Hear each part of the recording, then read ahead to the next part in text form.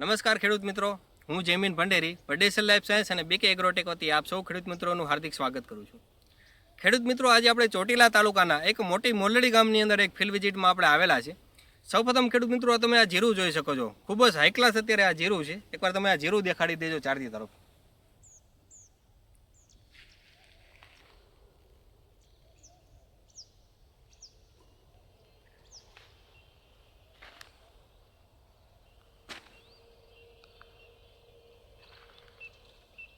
ખૂબ જ જોરદાર આ જીરું ઊભું છે. હજી સુધી આવું જીરું મેં આપણે ક્યાંય જોયું નથી. તો ખેડૂત મિત્રો, આપણી સાથે એક પ્રગતિશીલ ખેડૂત મિત્ર છે કે જેમણે આ જીરાનું વાવેતર કર્યું છે અને ખૂબ જ સરસ અત્યારે આ જીરું છે. તો એમના પાસેથી આપણે થોડી માહિતી મેળવીશું કે એની આપણે જીરાની અંદર કઈ વેરાયટી વાવી છે અને એ વેરાયટીની અંદર શું શું એને આપણે ટ્રીટમેન્ટ કરેલી છે. પહેલાં તમારો પરિચય આપી દો, તમારું નામ. મારું નામ ખોરાણી જીતેશભાઈ કેશુભાઈ, ગામ મોટી મોરડી, તાલુકો ચોટીલા, જિલ્લો સુરેન્દ્રનગર. બરોબર. તો જીતેશભાઈ, પહેલાં તો એ જણાવો કે તમે આ જીરાની કઈ વેરાયટી વાવી છે. જીરું વાવ્યું છે ગુજરાત 4 નંબર. ગુજરાત 4 નંબર એજીઓ મારુતિ કંપનીનું આપણે જે ગુજરાત 4 નંબર આવે છે એ વેરાયટી વાવી છે. હવે આ વેરાયટીની પહેલાં તો ખાસિયત તમે જણાવો. ખાસિયતમાં એવું કે ઉગવામાં બહુ સારું છે.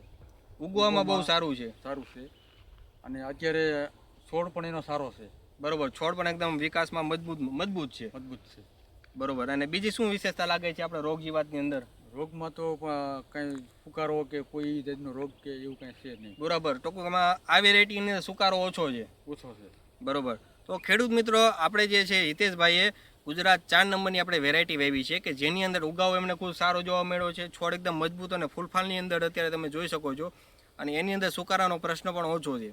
તો આ ગુજરાત 4ની અંદર આપણે એવી શું ખાસિયત છે તો એ તમને જણાવું કે આની અંદર જે આપણે વડેસર લાઈફ સાયન્સનો જે બીજો કરીને પ્રોડક્ટ આવે છે કે જેની અંદર આપણે મેક ટેકનોલોજી દ્વારા જે છોડને જરૂરી જે 11 પ્રકારના જે ન્યુટ્રિશન છે એનો આપણે પટ મારેલો છે કે જેથી આ વેરાયટીની અંદર ઉગાવ ખૂબ જ સારો જોવા મળે છે, એક સમાન જોવા મળે છે.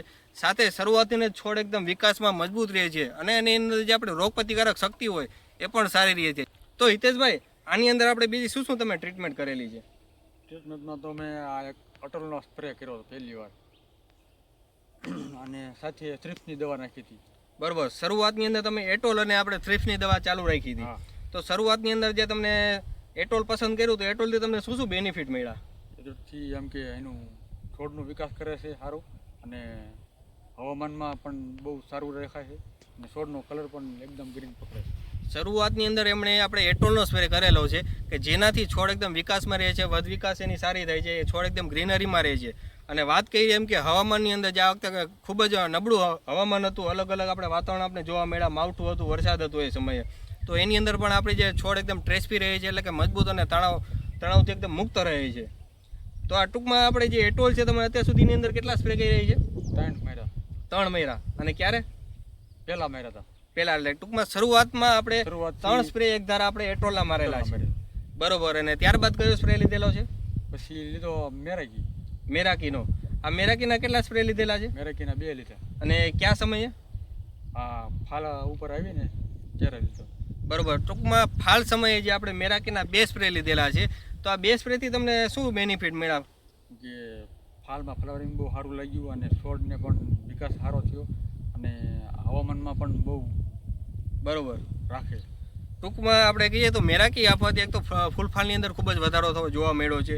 સાથે જે આપણે હવામાનની અંદર વાત કરીએ તો અજૈવિક જે પરિબળો છે, હવા ઠંડી છે, ગરમી છે, પાણીની અછત છે, તો એની અંદર છોડ પણ એકદમ મજબૂત અને ટકાઉ રહે છે, એકદમ ટ્રેસ્પી રહે છે, છોડ એકદમ મજબૂતાઈમાં રહે છે, અને એની અંદર જે આપણે ગ્રીનરી કલરમાં રહે છે. ક્યાંય પણ અત્યારે તમે જોઈ શકો છો પીળા જેવા છોડવા બહુ જોવા નથી મળતા, છોડ એકદમ ગ્રીનરીમાં છે. આ સિવાય તમે જે આપણે આ ઓર્થોપી છે એ ક્યારે મારેલી છે? એ ફાલ ઉપર આવી પછી મારી છે. બરોબર. એક ફાલ સમયે તમે આ ઓર્થોપીનો છંટકાવ કરેલો છે. આનાથી તમને શું શું બેનિફિટ મળ્યા? એનું પણ આમ કે છોડમાં એમ કે મજબૂતાઈ એવી, અને ફૂટ, અને એમ કે ફાલ અને ફ્લાવરિંગ બધું બહુ સારું. બરોબર.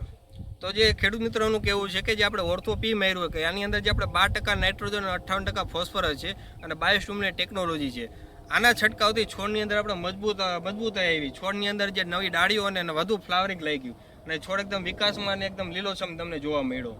બરોબર. આ આપણે અત્યારે કેટલા દિવસનું હોય છે આ જીરું? પછી 85 દિવસનું હોય છે. બરોબર. આપણે 80 થી 85 દિવસનું આ જીરું છે, તમે ખેડૂત મિત્રો જોઈ શકો છો. ખૂબ જ સરસ મજાનું આપણે ફાલ લાગ્યું છે. એકવાર તમે નજીકથી એમને દેખાડી દેજો.